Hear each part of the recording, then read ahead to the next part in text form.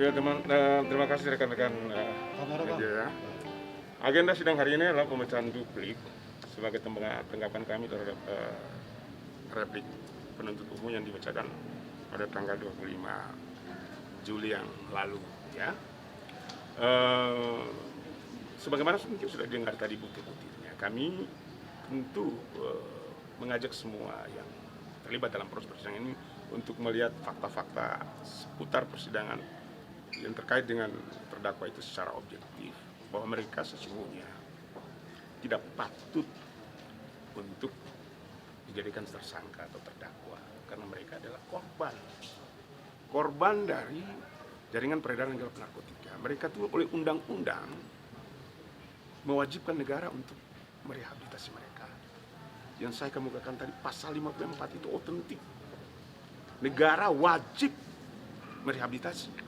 Kata-kata wajib oleh negara ini mengandung pengertian ada hak dari penyalahguna, korban penyalahguna dan pecandu narkotika itu untuk direhabilitasi gitu loh.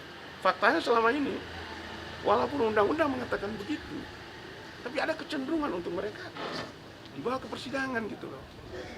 Padahal saya lawyer, tapi saya juga orang yang terlibat dalam pembahasan undang-undang itu.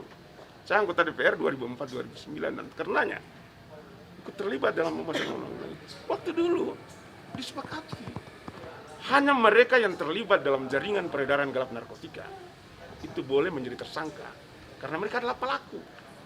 Sementara mereka yang menjadi korban penyalahguna dan pecandu narkotika itu oleh undang-undang mengkategorikan mereka itu sebagai korban. Aneh kalau korban jadi tersangka. Itu hukum pidana mengalami sesuatu goncangan yang hebat karena pelaku adalah pelaku kejahatan, korban adalah korban kejahatan. Undang-undang merumuskan tiga pihak tadi, penyalahguna, korban penyalahguna dan pecandu itu adalah korban. Tetapi bisa jadi mereka juga ini pelaku. Dalam hal apa? Dalam hal mereka pengguna tapi juga pengedar. Itu boleh. Makanya ada tim asesmen terpadu.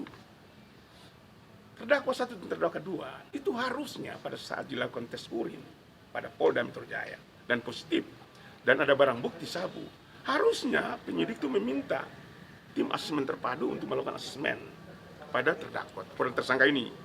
Untuk dua hal. Pertama, sejauh mana keterlibatan orang ini dalam jaringan peredaran gelap narkotika. Fakta persidangan mereka tidak terlibat. Makanya pasal yang menjadi dakwaan pertama 114 tidak terbukti. Nah, kemudian didakwa dengan pasal 112.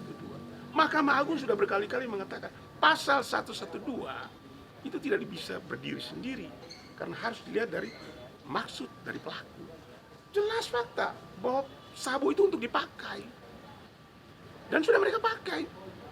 Nah, kalau dia udah pakai berarti undang-undang mengatakan dia kena pasal 127, pasal tentang pengguna. Nah, tadi saya secara panjang lebar mengungkapkan bagaimana jaksa dan penyidik menghilangkan kesempatan Muhammad dan Syafiq itu untuk mendapatkan rehabilitasi. Kenapa? Mereka tidak meminta kepada tim asesmen terpadu BNN gitu loh. Ini barangkali yang teman-teman media, saya mohon untuk membantu begitu banyak orang yang terzolimi. Sekali lagi terzolimi. Saya mempertanggungjawabkan kata-kata saya. Terzolimi. Mereka itu sesungguhnya adalah korban dalam peredaran gelap narkotika, tapi mereka dijadikan sebagai tersangka, terdakwa. Parahnya, dengan sabu 0,0 sekian, mereka dihukum 5 tahun, 6 tahun, 7 tahun. Aturan dari mana yang mereka pakai gitu? Undang-undang tidak mengatakan begitu, tapi mereka lakukan itu. Makanya tadi, Anang Iskandar kalau bisa, coba wawancarai beliau, mantan kepala BNN. Itu mengatakan, undang-undang tidak mengatakan dihukum. Kenapa mereka dihukum? Ini mantan kepala BNN loh. Lalu Pak Prasetyo tadi, itu mantan jaksa agung.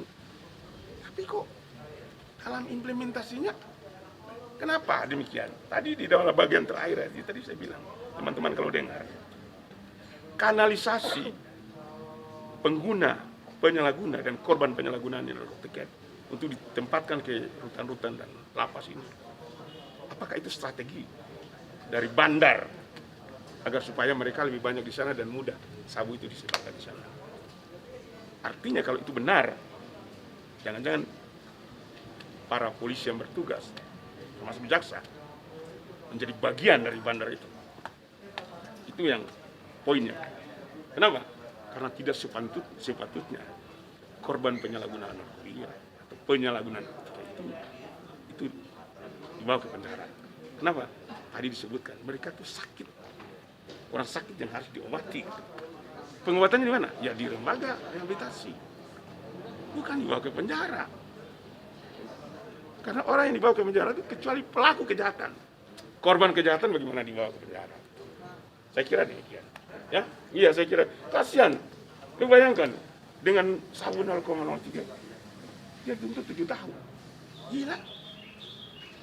Izin Bang, Ya, silakan. saya mau tanya, pada tahun 2018 Ya. Muhammad Anies juga kan pernah diputus untuk direhabilitas di pengadilan oleh putusan pengadilan Jakarta Timur. Ya. Dan itu sudah dilakukan Ya. rehabilitasinya Ya. kan. Hal itu terulang lagi. Yang menjadi pelajaran. Kenapa? Sekali lagi, mereka Anies kemarin itu ditahan sebelum dibawa ke rumah rehabilitasi. Bang, sorry bang, Nah, sebelum dibawa ke tempat rehabilitasi, mereka dibawa ke rutan dulu. Di rutan dulu. Saya sudah sampaikan tadi bahwa rutan itu bukan tempat yang aman untuk. Saya tidak mau menyalahkan siapa di sana, tapi faktanya demikianlah adanya gitu. Nah, satu. Yang kedua, begini, kita perlu mempertanyakan sebenarnya.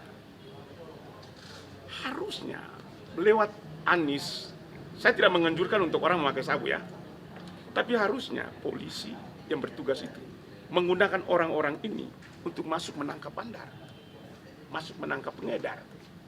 Sebenarnya maksud undang-undang. KUHP mengatakan seseorang ditahan itu 1x24 jam. Undang-undang narkotika itu memberi keluasan 6x24 jam. 3x24 jam. Kenapa demikian? Karena sesungguhnya kalau orang ditangkap itu ambil handphonenya, sadap, biar dia bicara dengan bandarnya, biar dia bicara dengan pengedarnya. Kenapa? Karena sasaran pelaku itu bukan korban, sasarannya itu harus pelaku. Itu yang terjadi. Itu tadi mungkin satu hal, tapi waktu mereka itu ditangkap, waktu digeledah, waktu ditanya tentang mungkinkah ada keterlibatan sebagai pengedar, ternyata mereka tidak menggunakan fakta itu. Handphone yang disita itu dalam persidangan tidak terbukti bahwa di situ ada percakapan antara orang-orang ini yang mau mengedarkan narkoba. Muhammad Syafiq itu harus saat itu juga dikeluarkan karena tidak ada barang bukti pada dirinya. Yang ada tuh hanya sama Mehmet. Muhammad ada barang bukti.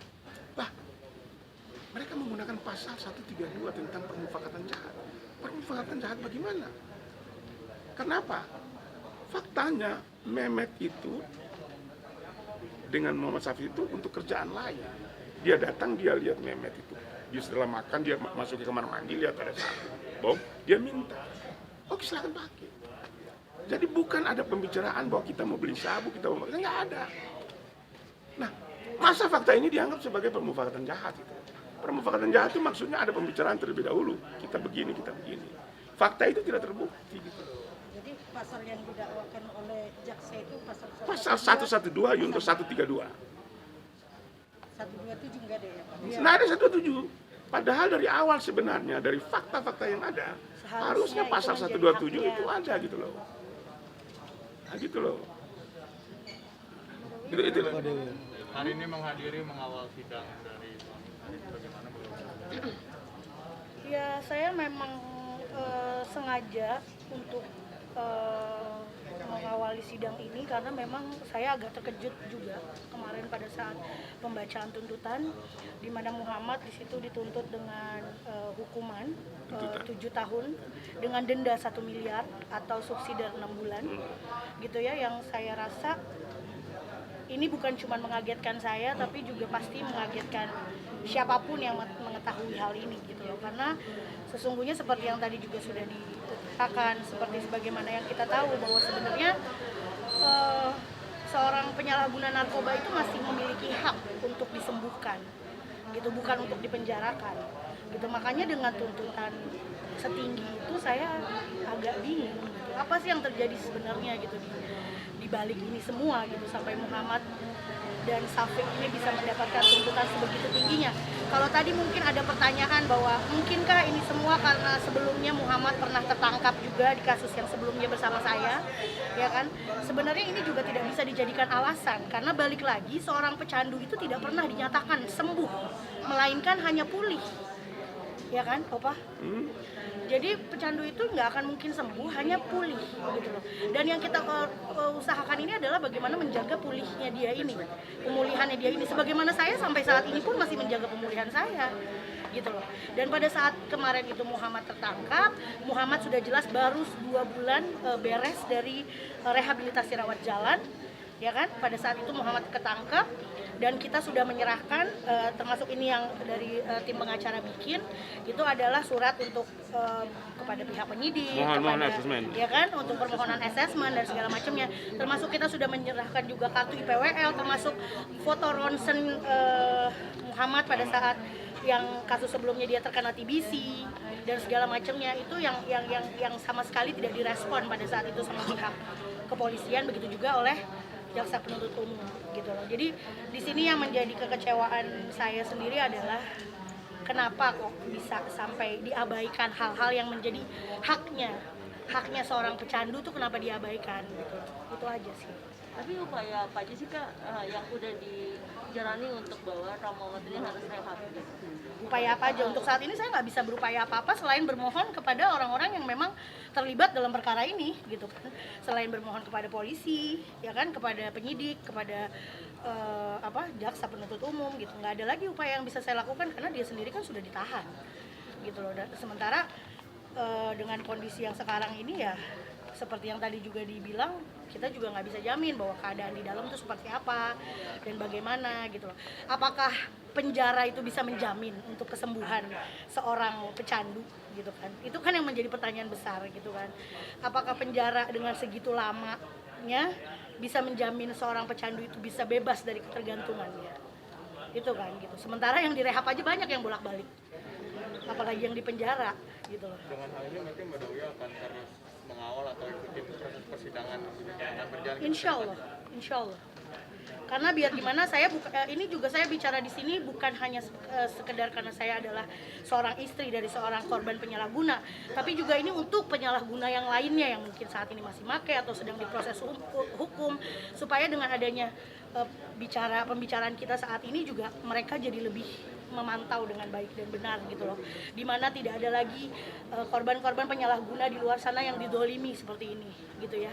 Jadi saya anggap kasusnya Muhammad ini cuma sebagai perwakilan juga untuk mungkin pihak majelis hakim ataupun pemerintah Indonesia dan segala macamnya untuk lebih lagi mendalami ini semua gitu loh, karena terus terang korban ini semakin didolimi dan semakin didolimi gitu. Jadi aku sendiri jadi khawatir juga untuk kedepannya akan seperti apa gitu. Mbak, kalau untuk pihak keluarga yang lain juga turut khawatir nggak sih Mbak untuk kondisi Maudie, termasuk Bunda Elvi sebagai ya udah jelas gitu ya, maksudnya keluarga besar saya, ibu saya, kakak-kakak saya, semuanya gitu. Jadi yang tahu juga bagaimana Muhammad dan segala macamnya juga kita bingung gitu loh. Ada apa dengan ini bisa dengan tuntutan setinggi itu hanya untuk seorang korban penyalahguna gitu kan, yang sebenarnya juga masih punya hak untuk bisa disembuhkan, untuk bisa dipulihkan kembali, untuk bisa menjalani kehidupan sebagaimana orang normal lainnya gitu loh kan. Itu yang kita pengen, bukan dia dengan di penjara dan kemudian keluar lagi masih dengan ketergantungannya dan kemudian dia akan makeh lagi dan kemudian bahkan mungkin dia akan menjual dan segala macamnya gitu loh. Aku saat ini nggak bisa bicara banyak soal kondisinya Muhammad karena terus terang juga kan dengan adanya pandemi sampai hari ini rutan masih ditutup untuk masalah besukan dan segala macamnya. Paling sesekali saya dapat informasi dari Muhammad lewat petugas atau lewat telepon umum yang ada di sana, itu ya paling untuk kirim makan apa gitu, dan itu pun hari-hari yang ditentukan sama pihak dari rutan sendiri gitu. Ya insya Allah sih saya sih berharap dan saya juga selalu mendoakan mudah-mudahan Muhammad juga dalam kondisi yang baik. Walaupun saya juga paham sekali bahwa pasti dia akan lebih sangat depresi, apalagi dengan berada di dalam sana dengan tuntutan sebegitu tinggi ya gitu. Saya yakin pasti dia juga punya rasa takut yang luar biasa dan segala macamnya gitu. Cuman ya makanya saya juga cuma bisa mengupayakan mudah-mudahan ada keadilan lah.